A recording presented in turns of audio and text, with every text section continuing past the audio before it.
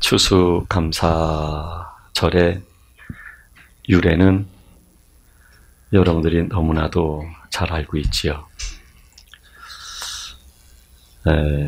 영국의 청교도들이 종교의 자유를 찾기 위해서 미 대륙으로 메이플라워를 타고 떠나게 됩니다.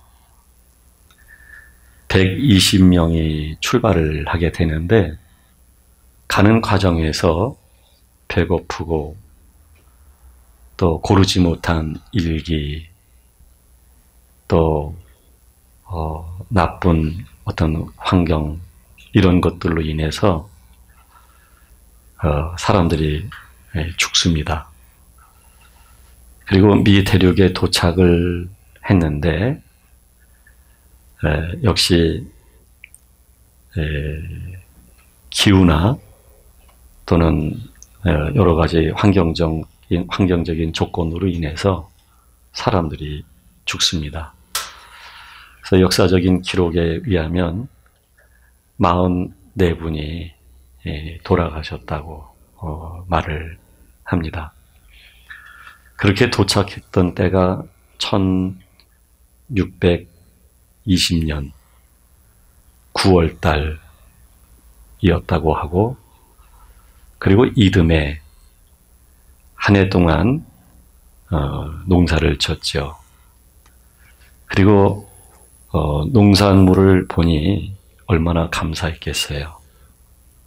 감격스럽고 많은 사람들이 굶주려 죽고 그리고 기후 조건들로 인해서 죽고 질병에 걸려서 죽고 그랬는데 그 남은 분들이 그렇게 기도하면서 또 하나님을 신실히 믿으면서 농사를 지다 보니 그 추수한 게 너무 감사한 거예요. 그래서 감사의 마음을 담아가지고 하나님께 예배를 드리게 되었지요. 그리고 나서 어느 대통령의 재정에 의해서 똑같은 월 그리고 똑같은 주에 추수감사 예배를 드리게 되었는데 바로 그것이 유래가 되어서 오늘까지 세계 많은 교회가 추수감사절을 맞이해서 예배를 드리고 하는 것이죠. 이것을 그 성경적인 근거를 생각을 한다면 이스라엘에는 3대 절기가 있었어요. 6월절, 77절 또는 그 맥추절이라고도 얘기를 해요. 그리고 마지막으로 초막절 내지 수장절이라고 얘기를 하지요. 6월절은 이스라엘 백성들이 그 출애굽했던 때를 기념하는 거예요. 노예가 되어서 자유 없이 살다가 하나님의 큰 은혜 속에서 출애굽을 하게 되는 것이죠. 자유를 얻게 된 것이죠. 하나님의 법에 의한 자유. 그래서 이날을 중요하게 기념하면서 하나님이 우리를 건지셨다. 구원하셨다 해서 지키고 있고요. 그리고 두 번째는 하나님이 약속하신 땅에 들어가는 겁니다. 그리고 첫 수확을 한 게 이 맥자가 아마 보리 맥자를 쓰는 게 아닌가 싶어요. 보리를 먼저 걷어들이게 되죠. 그 보리를 하나님께 첫 수확으로 드리게 된 거예요. 훗날 이것은 그 6월절은 하나님이 우리를 예수 그리스도를 통해서 죄에서 구원해 주셨다라고 한다면 이 77절 또는 맥주절 이거를 또 다른 말로 오순절이라고도 얘기를 해요. 6월절을 기점으로 해가지고요. 이때 성령님이 마가의 다락방에 임하신 거죠. 그래서 예수 그리스도가 우리의 주 되심과 하나님이 우리들을 죄에서 건져 주셔서 이제는 구습을 쫓는 옛사람으로 사는 게 아니라 의와 진리로 새 사람이 되어서 살게 되어진 것을 의미를 하는 것이죠. 그리고 이제 세 번째가 수장절이 되는데 이때는 모든 수확물을 얻게 된 거예요. 그 수확물을 가지고 가장 첫 열매들 그리고 흠 없는 열매들을 하나님 앞에 드린 것이죠. 이게 바로 추수감사절의 성경적인 의미이며 유래라고 이렇게 말을 할 수가 있어요. 제가 아까 기도 중에 그런 기도를 하자고 말씀을 드렸습니다마는 여러분 참 우리가 산다는 게 참 하나님의 은혜예요. 산다는 게. 우리가 참 최첨단의 제품을 만들고 그래서 대단한 것 같지만 암을 발견해서 암을 수술해서 건강이 회복되도록 하는 의사 선생님도 암에 걸려서 또 죽기도 해요. 그러니까 이 사람은요, 대단한 것 같지만 대단하지 않아요. 네. 여러분, 하나님이 기도 중에 제가 말씀드렸어요. 이 일조량만 조절해 주시지 않아도요, 우리는 당장 가을에 농사가 어려워요. 그리고 가을, 겨울에 먹을 만한 과일을 먹기가 굉장히 어려워요. 그리고 이 농산물이 제대로 거둬들여지지 않으면 물가는 마구 치솟아 오르는 것이죠. 그렇게 하나님이 몇 년만 가뭄에 들도록 하더라도 우리는 꼼짝을 못해요. 이 모든 게 다 은혜예요, 여러분. 우리가 이 건강한 거요, 그거 참 하나님의 은혜입니다. 건강한 거. 네. 하나님께 우리의 생명이 달려 있는 거고요. 우리의 생존이 달려 있는 거고요. 우리의 모든 게 다 달려 있는 거예요. 요즘에 그 심장으로 인해서 갑자기 쓰러졌다는 분들의 이야기를 듣게 되잖아요. 네. 젊은 사람도 쓰러지고 말이죠. 심지어는 의사인데도 쓰러지고 그래요. 그러니까 이 모든 게요, 다 하나님이 주관하시는 거예요. 네, 하나님이. 그러니까 모든 게 다 은혜예요. 우리가 자랑하면서 살 게 없어요. 이거는 어리석은 거예요. 자랑하며 사는 것은 참 어리석은 거예요. 그냥 이 세상에서 뭔가 행복하게 살려고 하는 것도 참 어리석은 거예요. 네. 항상 제가 강조의 말씀을 드리지만 자꾸 이 육신적인 그런 욕망과 또는 육신을 또는 나를 지배하고 통제하는 그 주체가 자아인데 그 자아가 나를 통제하고 아무리 합리적이고 객관적이고 보편적인 그런 사고와 논리를 가지고 있다 할지라도 그 사고가, 그 이성이 나를 통제하게 되어지면 그거는 소망이 없어요. 하나님이 성령으로서 우리에게 충만하시고 가득히 계시고 우리의 영혼뿐만 아니라 우리의 마음과 우리 이성과 나의 전체에 충분히 채워주셔서 그 성령의 인도로 살아가게 될 때만 이 소망이 있는 거예요. 그거를 떠나서는 아무것도 소망이 없어요. 그래서 1년 동안 우리를 지켜주신 하나님, 우리의 삶을 인도하신 하나님, 이 하나님께 우리가 감사해야 돼요. 오늘 아침에 저는 누룽지 밥을 먹었어요. 시간이 가장 빠르게 먹을 수 있고요. 네. 편안하게 그냥 김치 하나만 놓고서도 먹을 수 있어요. 먹을 수가 있어요. 근데 그 누룽지 하나를 먹으면서도 얼마나 감사해요. 네. 정말 감사한 마음으로 오늘따라 이렇게 푹 퍼졌는지 이게 퍼졌는데 이 풀 같아요. 우리 집사람은 굉장히 잘해요. 근데 제가 볼 땐 그 재료가 문제인 것 같아요. 그래서 푹 퍼진 거를 먹었는데 푹 퍼지면 어때요? 퍼진 대로 거기에 김치를 하나 탁 얹어서 먹는데 술술술술 넘어가요.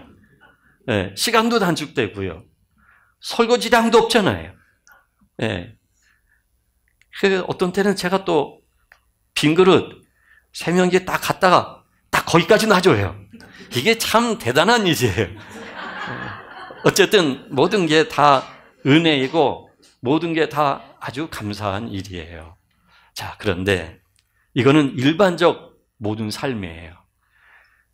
모든 일반의 삶 속에 묻어있는 하나님의 은혜에 대한 이야기들이에요. 이건 분명히 추수감사절 속에 담겨져야 될 감사의 의미예요. 그러나 조금 더 우리는 영적으로 이 의미를 생각하지 않을 수가 없는 것이죠. 이제 이 추수감사, 그러니까 수장절 이때에 하나님이 하신 것은 뭐냐면요. 뭐라고 말씀하신 것이냐면은 하나님이 주신 열매라는 거예요. 하나님이. 모든 곡물이 하나님이 주신 거라는 얘기예요. 그래서 하나님이 주신 이 곡물을 가지고서 이제 하나님이 광주리에 담아서 그리고 나의 제단 앞에 가지고 나와서 나에게 드려라 라고 말씀하시는 거예요. 여러분, 여기에 있어서 이게 참 중요한 게 뭐냐면요. 네. 지금 하나님이 추수를 한 곡물을 바치라고 하셨는데 여기에는 단순히 하나님이 우리에게 농사 지은 곡물, 그 열매에 대한 감사를 받고 싶어서 하신 말씀이 아니에요. 우리가 너무 물질적이고 그리고 너무 현상적이고 이런 것들만 집중하게 되어지면 우리는 하나님께 감사하더라도 하나님보다 우리는 보이는 현상들에 종속되어서 그 환경의 논리에 의해서 기뻐했다가 슬퍼했다 그럴 수가 있어요. 기도할 때도 물질적인 것만 구하거나 환경적인 것만 원한다던가 그것은 내가 가지고 있는 자아의 욕망인데 그게 우리의 기도가 되어져서 그 환경 속에서 이루어지는 것으로만 믿음을 이해하게 되어지면 우리는 기도가 되었든 믿음 생활이 되었든 신앙이 되었든 중요한 것은 환경과 보이는 현상들에게 우리는 종속이 되는 거예요. 보이는 것들이 나를 괴롭히고 나를 힘들게 하고 나를 어렵게 만들면 그러면 그것에 대해서 우리는 쉽게 반응을 하는 것이죠.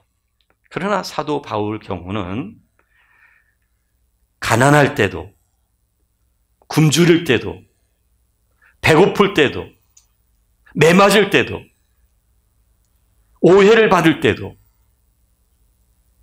반면에 배부를 때도, 모든 것이 풍족할 때도 사도 바울은 그런 환경과 사람들의 오해로 인한 자기 중심적이고 주관적 시각에서 자신을 비난한다 할지라도 그 비난이 나를 아프게 하고 핍박을 하고 육체에 고통을 준다 할지라도 사도 바울은 이런 환경이든 저런 환경이든 하나님의 법으로 사는 일체의 비결을 내가 알게 되었다.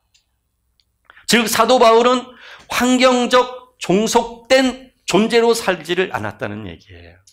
오히려 그 환경을 믿음으로 이기게 되었다는 얘기예요.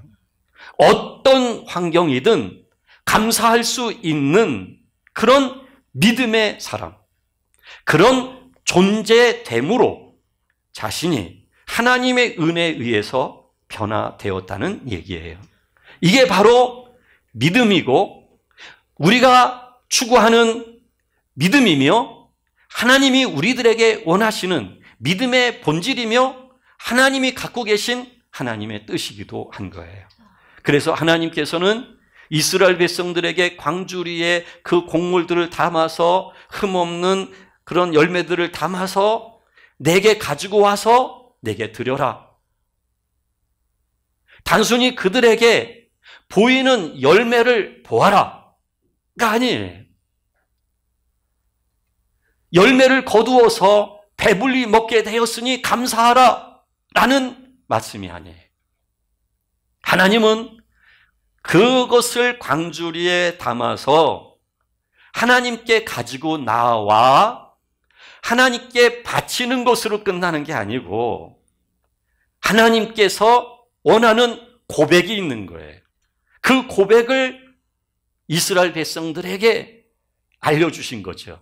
그게 뭐냐면 우리를 애굽에서 인도하여 내신 하나님이 여호와이십니다. 유월절 노예로서의 삶을 벗어나게 하신 구원의 하나님이 여호와 하나님이십니다. 라는 것이에요. 그리고 광야를 거쳐서 이곳, 즉 젖과 꿀이 흐르는 가나안 땅, 이 가나안 땅에 이르게 하신 분이 하나님이십니다. 라는 고백이에요.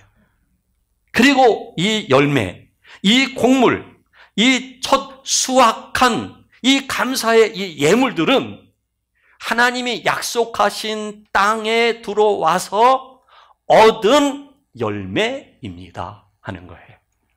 그러니까 열매 자체가 중요한 게 아니라 하나님의 약속이 중요한 거죠.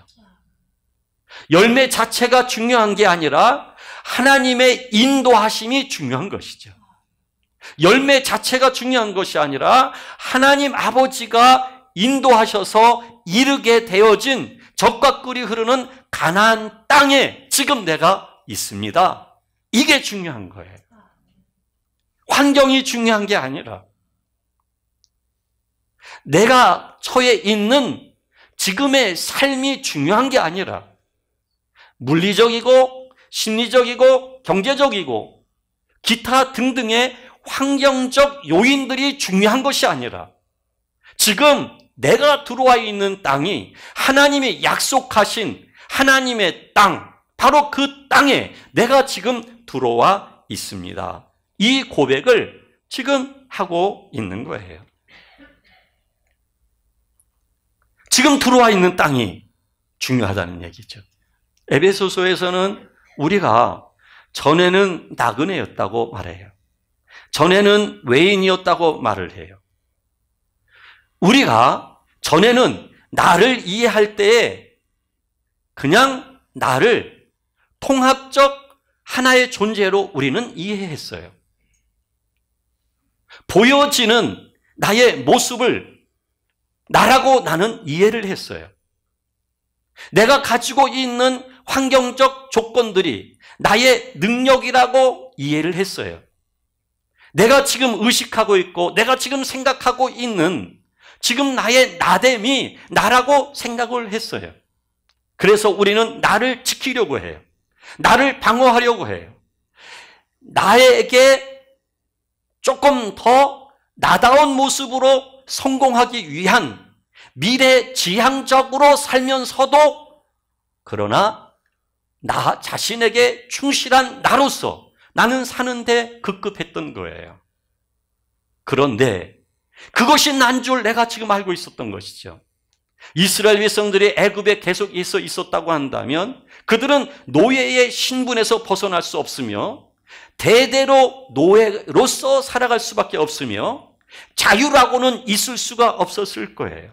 그러나 그 애굽에서 건져주신 분이 하나님이신 것이죠.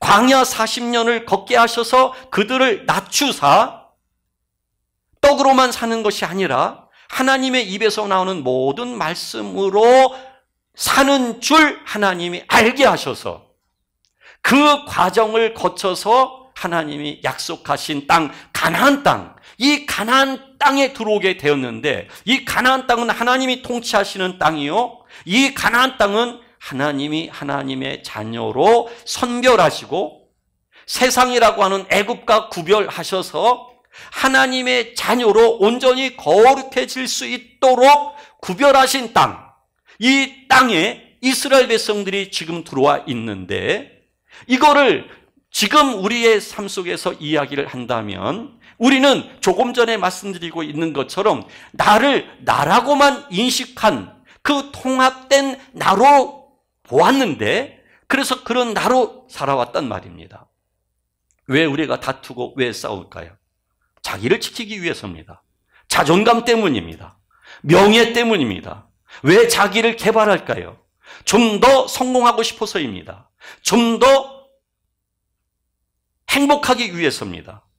그 성공과 행복을 위해서 자기 자신을 개발하고 좀 더 나은 자기 자신을 만들어서 자기 자신을 실현시키면서 그 실현된 자아를 통한 기쁨을 얻기 위해서인 것입니다. 그런데 말이죠. 그런 내가 전부의 내가 아니단 말입니다. 그 나는 애굽에 있었던 이스라엘 백성과 같은 나일 뿐입니다. 이스라엘 백성들이 애굽에 있을 때는 애굽의 종으로서 있었을 뿐입니다. 애굽의 종으로서 그들은 그런 속성과 그런 성향과 그런 본성을 가지고 있었습니다. 자기를 억누르며 살았던 것입니다. 우리가 나라고 인식하고 있는 그 내가 그런 나인 것입니다. 그 나에게 내가 얼마나 충실한지 모릅니다.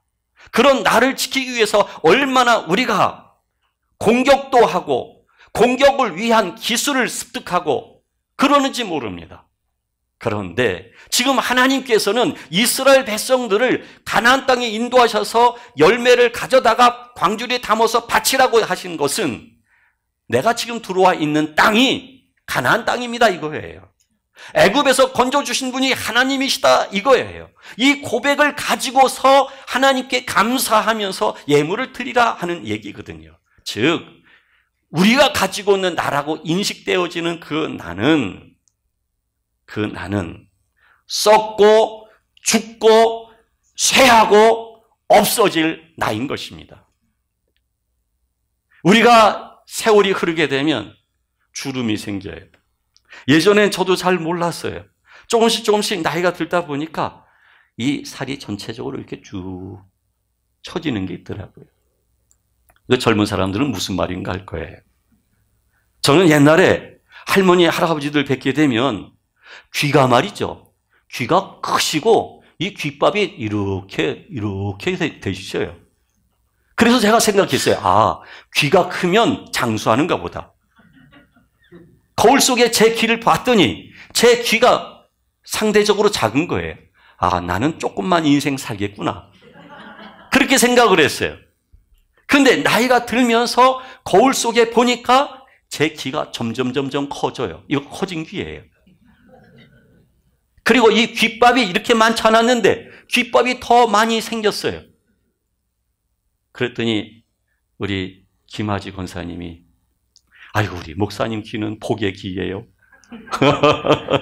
이 귓밥이 눈에 보이게 보이니까. 이게 뭐냐면 이 피부가 쭉 중력에 의해서 쭉 쳐져요. 그리고 머리가 하나씩 없어져요. 깊이 파지기 시작을 해요.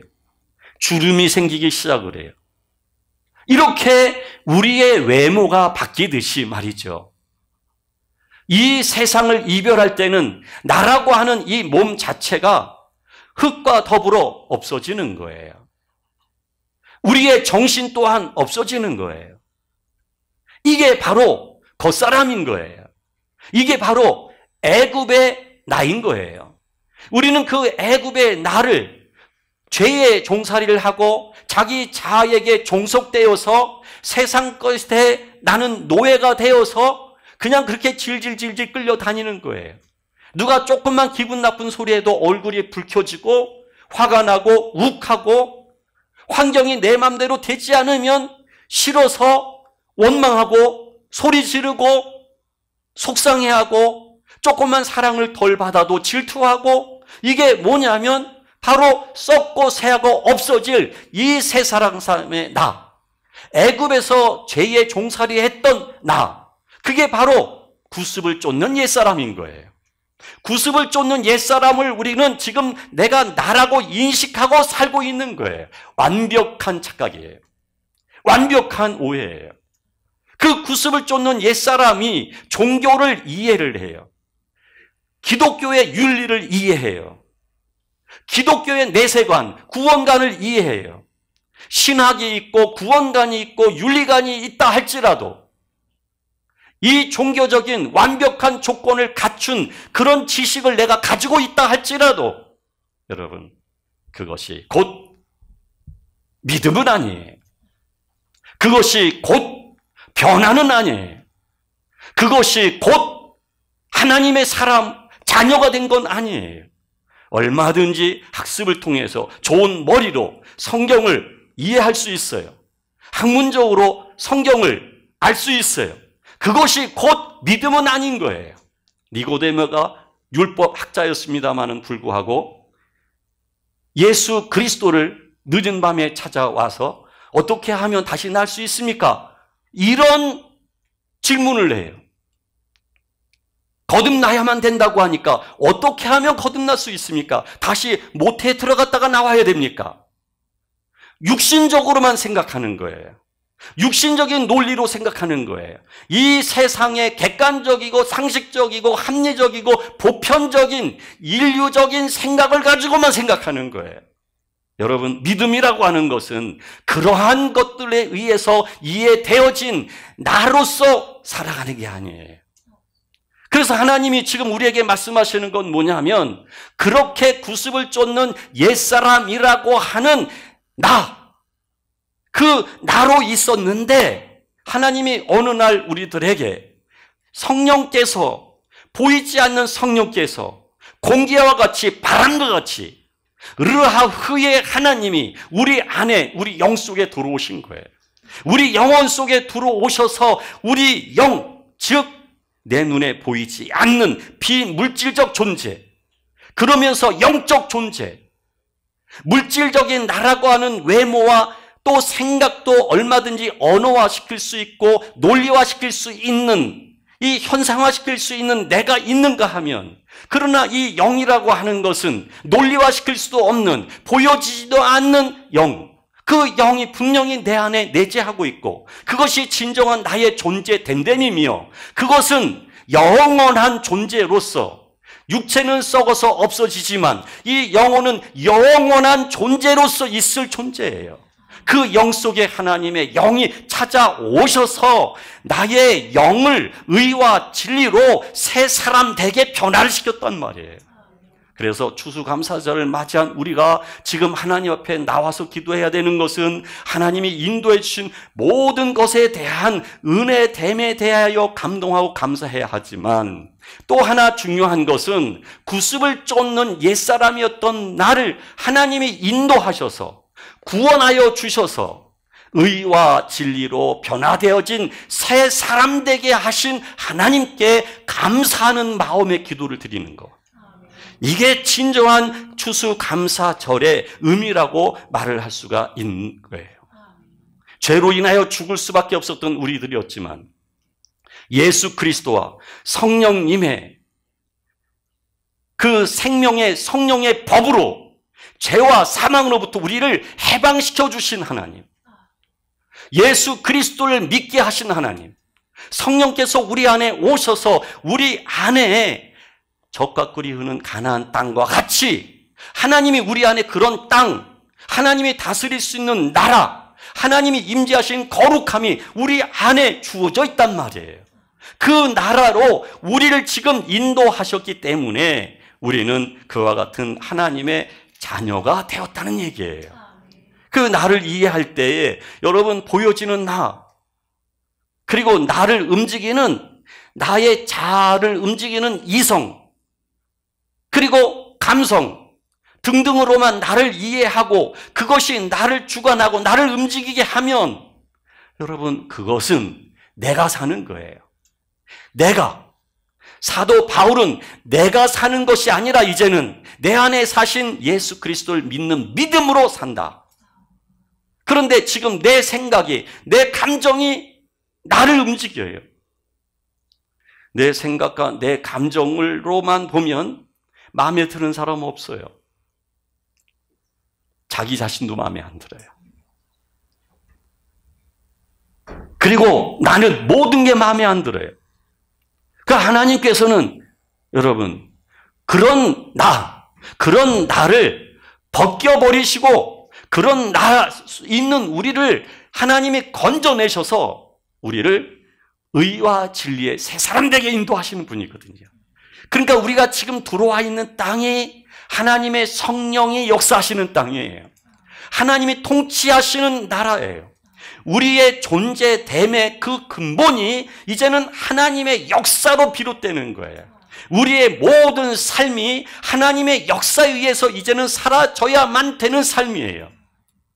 이것을 미리 정하시고 정하신 대로 우리를 택정하셔서 이 시대에 태어나게 하시고 우리를 성령으로 변화시켜 주셔서 하나님의 영광이 우리 가운데 가득하게 하시고 우리를 거룩하게 하사 예수 그리스도의 장성한 믿음의 분량에까지 이르게 하시는 하나님, 이 예정 속에서 우리를 만져가시고 이끌어가시는 하나님.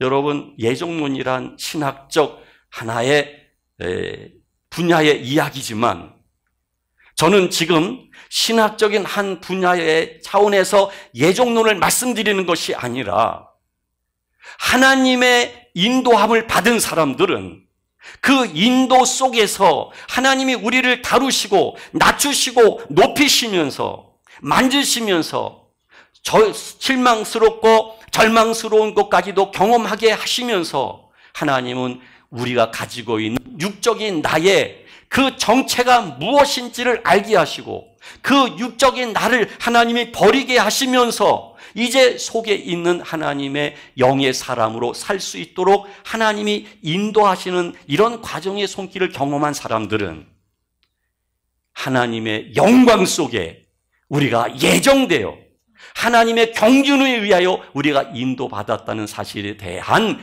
믿음을 가지게 되어 있어요.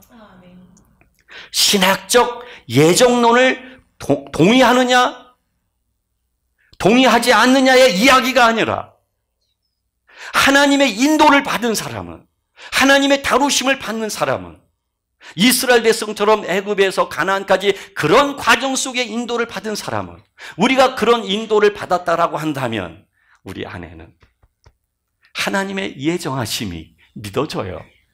지금까지 인도하신 것이 하나님의 은혜고 하나님의 모든 예정이라는 것이 믿어진 뿐만 아니라 처음부터 하나님은 나를 택정하셔서 나를 인도하셨다는 것이 믿어지기 때문에 앞으로의 모든 삶까지도 하나님의 뜻대로 나는 빚어지고 만들어져서 진리의 사람이 되어질 것을 믿는 믿음이 그냥 이 안에서부터 배어나기 시작을 해요. 이게 묻어나면 하나님의 영광이 나와 함께 하심이 믿어지게 되어지고 하나님의 영이 나와 충분히 함께 하시면서 나를 지도하시고 이끄시는 하나님이 믿어지는 거단 말이에요.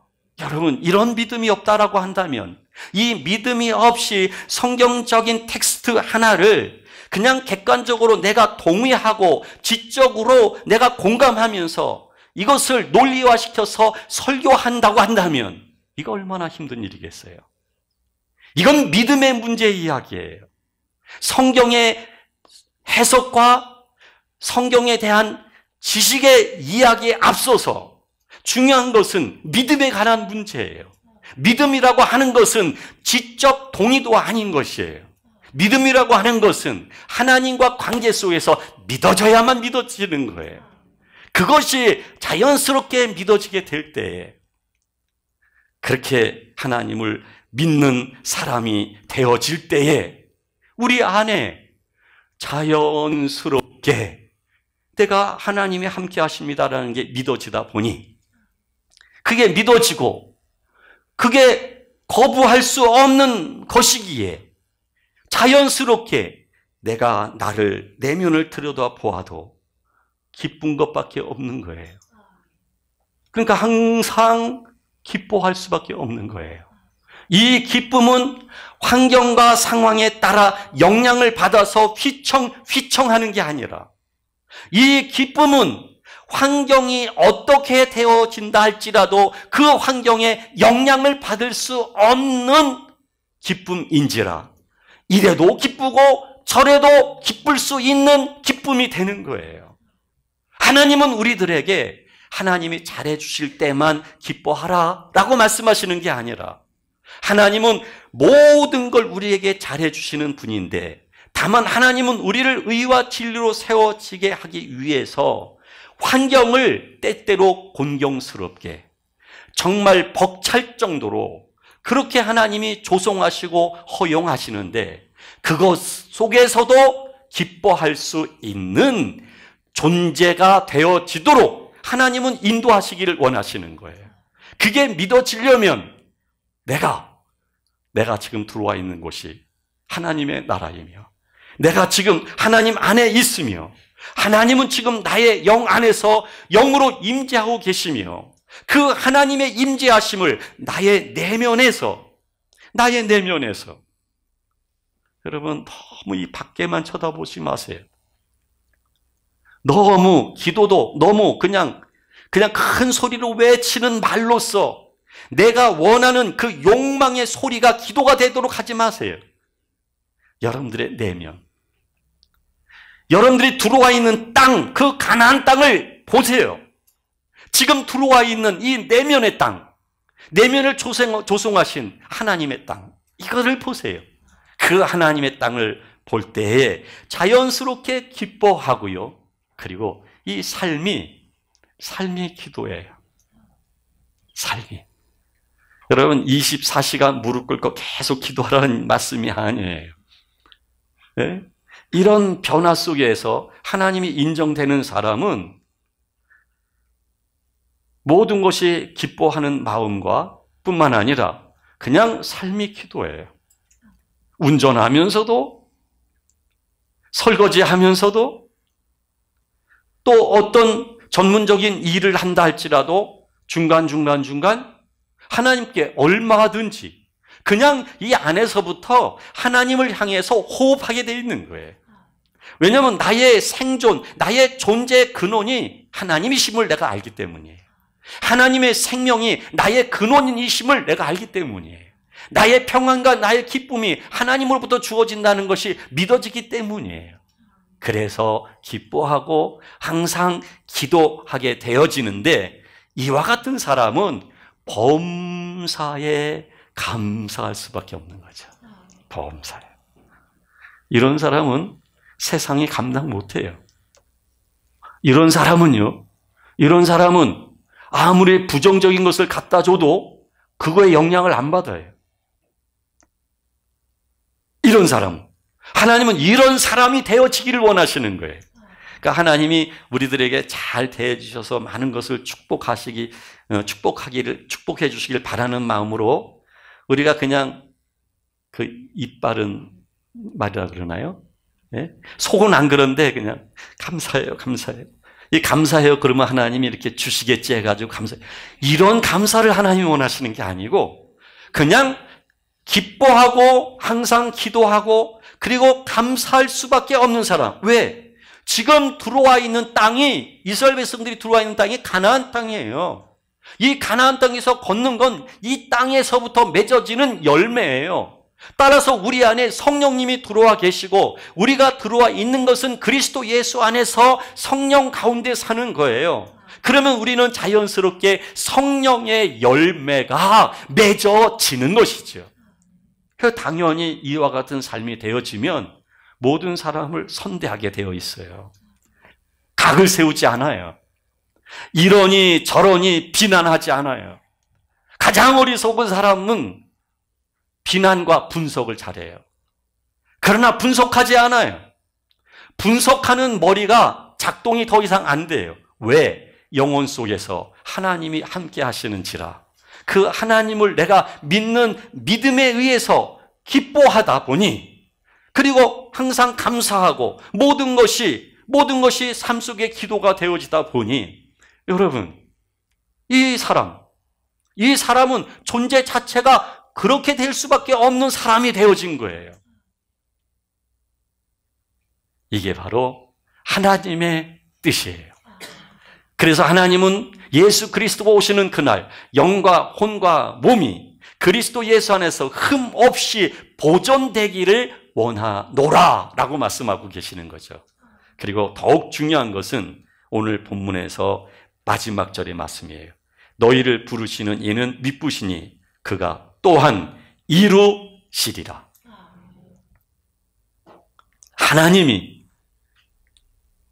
기뻐할 수밖에 없도록, 항상 기도할 수밖에 없도록, 범사에 감사할 수밖에 없도록, 이것이 곧 하나님의 뜻인데 모든 사람을 또한 선대할 수밖에 없도록, 자신에게 아무리 잘못해도 용서하고 사랑할 수밖에 없도록,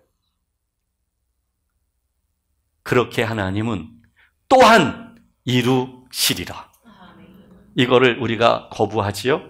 난 죽어도 용서 못해. 난 죽어도 더 이상 싫어.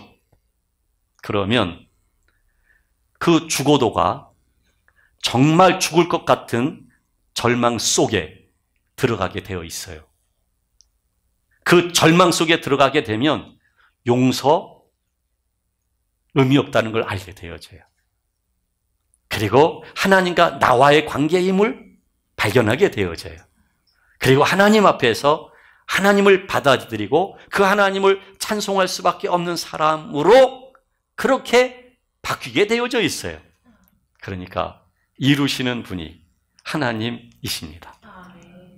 저는 처음부터 제가 지금의 저처럼 맨 사람은 아니었어요. 항상 말씀드리지만 굉장히 올곧고